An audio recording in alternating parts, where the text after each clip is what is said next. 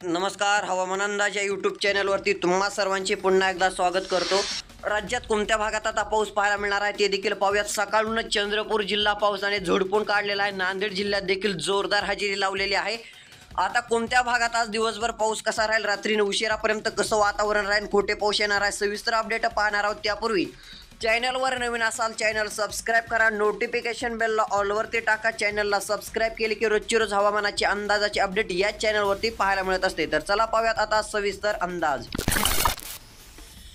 जर आता पाहायला गेलं तर चंद्रपूर नांदेड या भागात आज देखील आपल्याला मध्यम ते एका दुसऱ्या ठिकाणी जोरदार पावसाची शक्यता पाहायला मिळणार आहे। पुसद, अमरावती, नागपूर, अकोला या ठिकाणी देखील मध्यम तर एका दुसऱ्या ठिकाणी जोरदार पाऊस आपल्याला पाहायला मिळू शकतो। गोंदिया, गडचिरोली, भंडारा, वर्धाचा भाग असेल या भागात, यवतमाळचा भाग असेल, मध्यम ते काही ठिकाणी जोरदार मुसळधार स्वरूपाच्या पावसाची शक्यता दिसून येणार आहे। विजांच्या कडकडाटासह हा पाऊस पाहायला मिळणार आहे। तसेच इकडे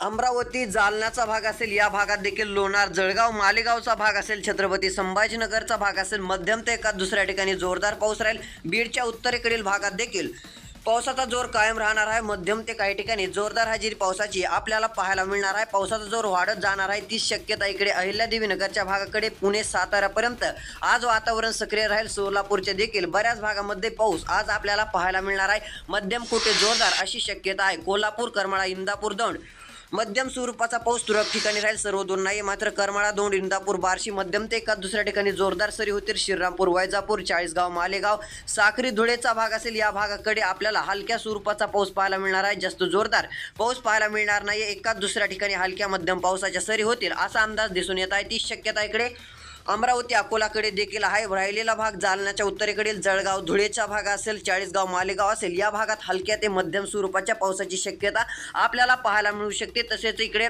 परभणीचा भाग आहे, बीड जिल्हा, धाराशिव जिल्हा मध्यम स्वरूपाचा पाऊस आपल्याला पाहायला मिळेल। बुलढाणाचा भाग असेल, उमरखेडचा भाग असेल, हिंगोलीचा भाग असेल, मध्यम स्वरूपाचा पाऊस एका दुसऱ्या ठिकाणी पाहायला मिळेल। सर्वदूर पावसाची शक्यता पाहायला मिळणार नाहीये हे देखील अंदाज लक्षात घ्या। रोजची रोज हवामानाची अपडेट पाहण्यासाठी चॅनल सबस्क्राइब करा, नोटिफिकेशन बेल ऑलवरती नक्की टाका। धन्यवाद।